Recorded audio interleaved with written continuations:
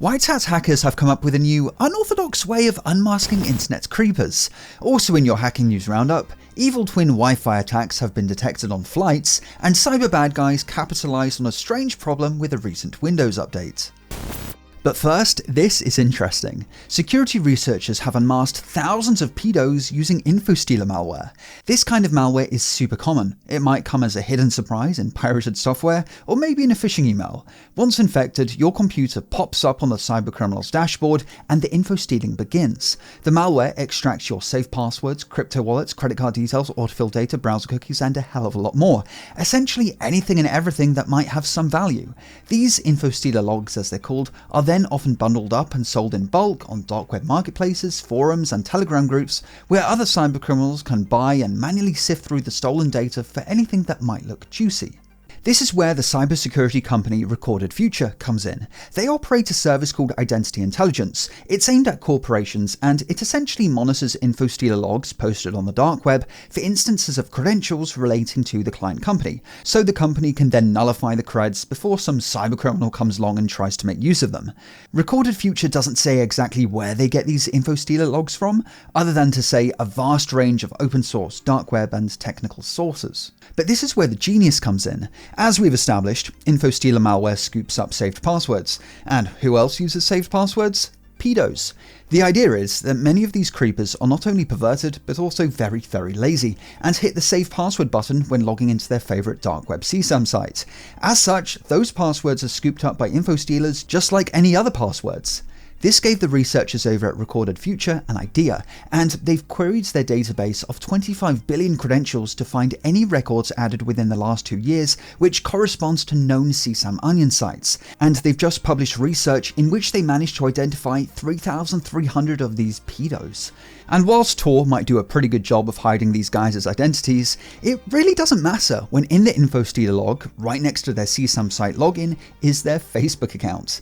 And the researchers demonstrated this. They picked one of the worst offenders from their database, a guy who had 9 accounts on different CSAM sites. In his infostealer log, there were 3 email addresses, a whole list of other account credentials, but best of all, in his Chrome autofill data was his real name, physical address, and phone number.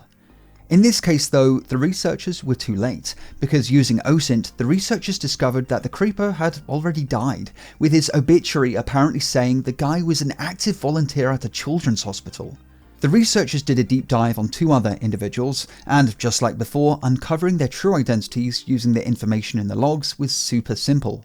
However, this report from Recorded Future is more of a proof of concept rather than an ongoing operation, but the list of 3,300 people has been handed over to law enforcement. I'm interested to hear your guys' opinions here. Is this research a good thing? I mean, we're all very familiar with the idea of governments and big tech using the notion of protecting the children to justify eroding privacy and encryption. But this is a little different. In this case, the guys have already been hacked by cybercriminals, their data is already floating around on the dark web, so is there any reason not to make use of it? Let me know down in those comments. Next up, an Australian man has been arrested after he's alleged to have been behind a suspicious Wi-Fi network 30,000 feet in the air. This all happened on a domestic flight in Australia. Passengers noticed a suspicious Wi-Fi network which seemed to be mimicking the airline's genuine in-flight Wi-Fi. But upon connecting to the dodgy network, a captive portal would prompt you to log in to your email or social media. This was of course none other than an evil twin Wi-Fi attack, which is essentially a network which disguises itself as another nearby genuine network. Oftentimes, a bad actor will even interfere with people's connections to the genuine network by sending deauthentication frames, forcing them to lose connection, in the hope that the frustration will lead them to connecting to the evil twin. And once you connect to it, the bad actor will utilize a captive portal, the kinds that free networks often use to grab your email address before giving you internet access. But in this case, the bad actor serves a fake login page, prompting you to log in with whatever credentials the bad actor is after. At this point, the attack is over, so the evil twin will probably just disconnect you. In the case of our in-flight hacker, airline staff alerted police, who, upon touchdown, searched people's bags until they found the one guy with a Wi-Fi hacking setup in his carry-on. Police aren't being very specific, other than saying they found a portable wireless access device. However, the setup must have been really obvious for the average police officer to even identify it, so we're probably dealing with a Wi-Fi pineapple here, or at a stretch, maybe some kind of small router. marking yet another case of a cyber bad guy getting caught due to awful OPSEC. I mean, had he been running this purely from his laptop, let's be honest, he would have gotten away with it easily. Police obviously arrested the guy, who was apparently 42 years old, so it's not like we're dealing with some 15-year-old script kiddie here. After raiding his home, police found evidence that this wasn't his first rodeo, so to speak.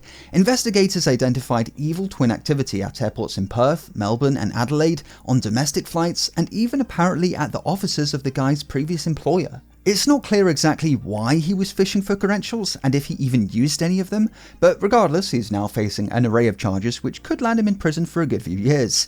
It is a little depressing though that the Australian police don't really seem to fully understand the issue here. In their press release, they suggest some things you can do to protect yourself. They say to connect to a free Wi-Fi network, you shouldn't have to enter any personal details, such as logging in through an email or social media account. This is of course totally false. I mean, I can't remember the last time I connected to a free Wi-Fi network that didn't at minimum ask for my email address. Then they suggest using a VPN, as if that would have prevented this.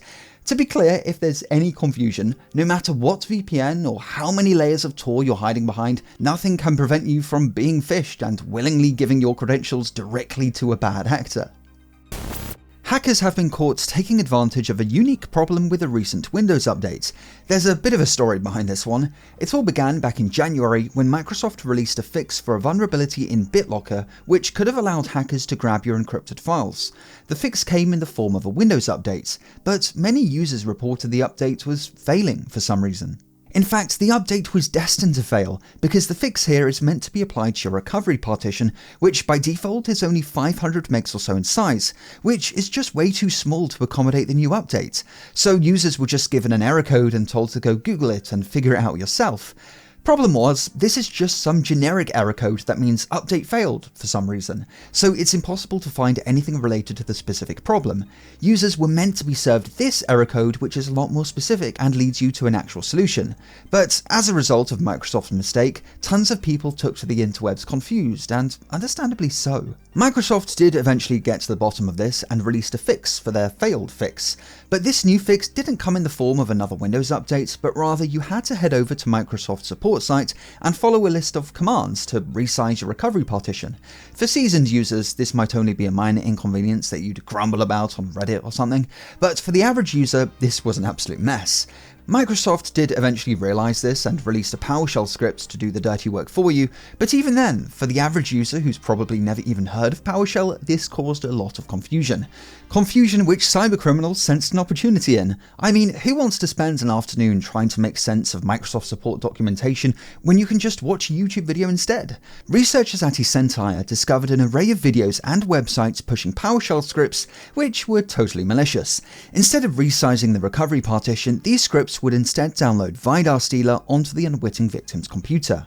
Vidar is a common info stealer which grabs saved passwords, crypto wallets, credit card data, pretty much anything of value you have stored locally. The now deleted videos were of course flooded with bots reporting just how amazing the fix works, and thanks to YouTube hiding dislikes, there's just no warning that you're about to be hacked. But the real enabler here is of course Microsoft for somehow thinking the average user could get their head around a PowerShell script, but also normalizing the use of them in the eyes of those regular users, which will no doubt make it easier for those guys to fall for malicious scripts in the future. As always, thanks for watching and I'll see you in the next video. Have a good one.